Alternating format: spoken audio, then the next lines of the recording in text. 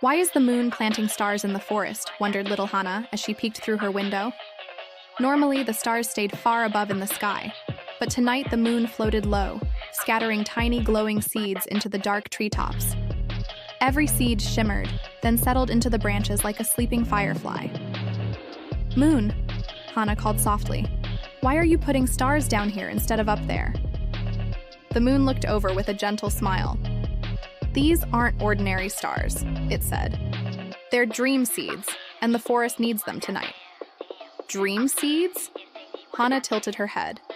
"They grow into light flowers that guide the dreams of animals back to their nests," the moon explained. "But they must be planted before dawn or they'll fade away." Just then, the wind breezed into her room, smelling of pine and honey. "We could use your help," it whispered. "The forest is restless, too noisy for planting." Hana wrapped herself in her green quilt. "Then let's go quiet the forest." The wind lifted her above the grass until they reached the Star River, a stream of stars flowing low in the sky.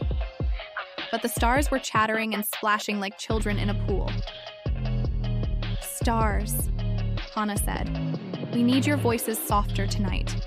The dream seeds are shy." One star spun in a slow circle.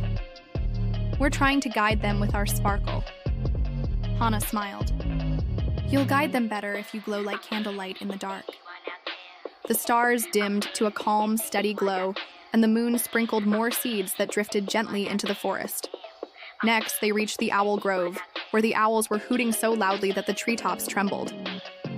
"Owls," Hana called, "can you make your songs softer tonight?" The eldest owl ruffled his feathers. "We are keeping watch."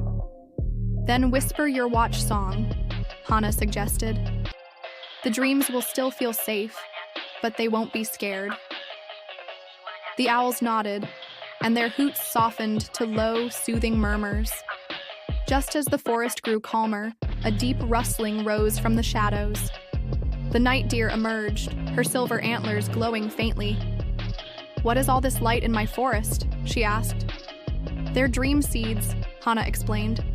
"They'll help guide every lost dream home before morning."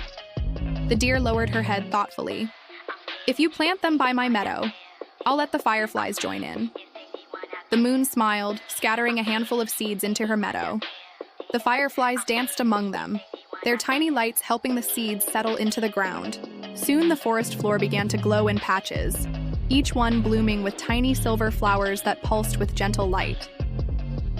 Hana watched as shapes drifted toward them, small glowing dreams. A squirrel's dream of a walnut tree, a fox's dream of chasing the moon, a rabbit's dream of endless clover fields. One by one, the flowers guided them home. When the last dream returned, the moon's basket was empty, and the forest shimmered like a garden of starlight. The owls blinked slowly, the deer curled in her meadow, and even the wind seemed to sigh in contentment. The wind carried Hana back to her bed, her quilt snug around her. She glanced out the window one last time. The forest glowed faintly in the distance, and the moon gave her a slow, thankful nod. "Good night, moon," Hana whispered. "Good night, garden keeper," the moon replied, its voice as soft as the petals of a dream. Moral: planting light in the dark can guide more than just yourself. It can guide others safely home.